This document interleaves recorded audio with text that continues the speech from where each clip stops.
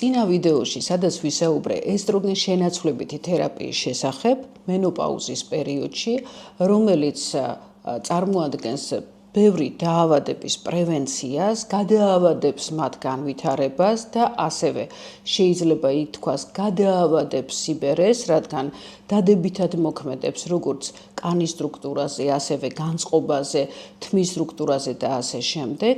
Აი ამასთან დაკავშირებით იყო კითხვა, რომ ეს რას ნიშნავს, რომ თუ ესტროგენ შენაცვლებით თერაპიას ქალი არ მიიღებს, ესე იგი ის არ იქნება ლამაზი და ჯანმრთელი. რასაკვირველია, ეს არ არის სწორი ნათქვამი. შეიძლება ესტროგენ შენაცვლებითი თერაპია მიიღო, მაგრამ არ გქონდეს ჯანსაღი ცხოვრების წესი, მოიმატო წონაში, არ იყო ფიზიკურად აქტიური და რასაკვირველია ამ შემთხვევაში ესტროგენ შენაცვლებით თერაპიას არ ექნება ის გავლენა, რომელიც მას უნდა გქონდეს. ამიტომ თავის მოვლას, შეიძლება ესე ვთქვათ, ხო, თავის მოვლას მენოპაუზაში უნდა შევხედოთ როგორც კომპლექსურ ესეთ ღონისძიებას, რომელსაც ჩვენ ვატარებთ და ეს არის ჯანსაღი ცხოვრების წესი, რეგულარული სამედიცინო კვლევები, რეგულარული ვიზიტი გინეკოლოგთან მინიმუმ წელიწადში ერთხელ და ესტროგენ შენაცვლებითი თერაპია თუ რასაკვირველია არ გაქვს უკუჩვენება.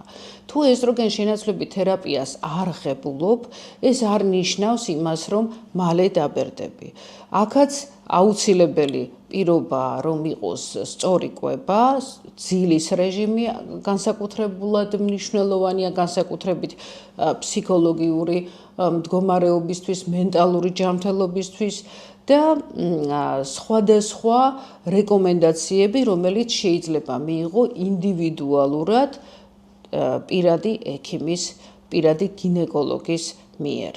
მეორე კითხვა და შეიძლება ითქვას მითი, რომლის შესახებაც კომენტარებში დაწერეს, იყო ის, რომ რას ამბობთ ესტროგენ შენაცვლებითი თერაპია და საერთოდ ესტროგენები ასუქებს, რომ ესტროგენი იწვევს სიმსივნეს, კიდევ რაღაცა დაავადებებს, ორგანიზმს ანგრევს და ასე შემდეგ.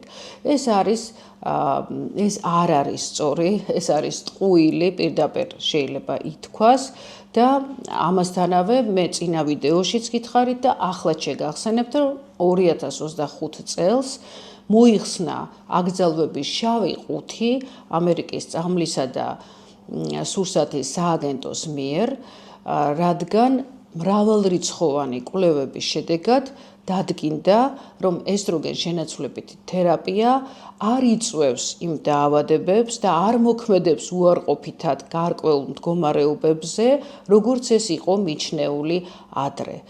ვფიქრობ, რომ სწორედ ამიტომ არსებობს ეს აზრი, შეიძლება ითქვას, მუსირებს ეს აზრი საზოგადოებაში, რომ ესტროგენები ასუქებს და ესტროგენები ცუდია, რადგან არსებობდა ეს აზრი ასევე სამეცნიერო პროფესიონალთა შორის.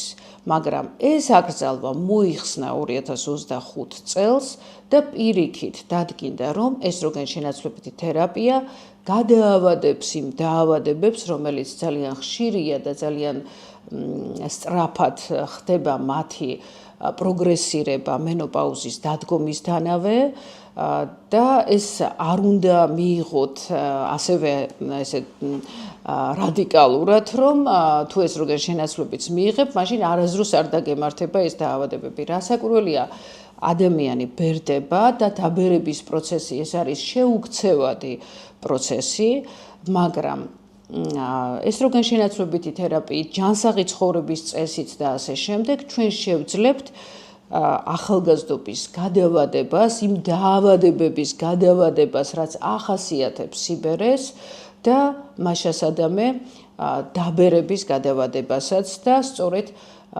ამაზეა საუბარი.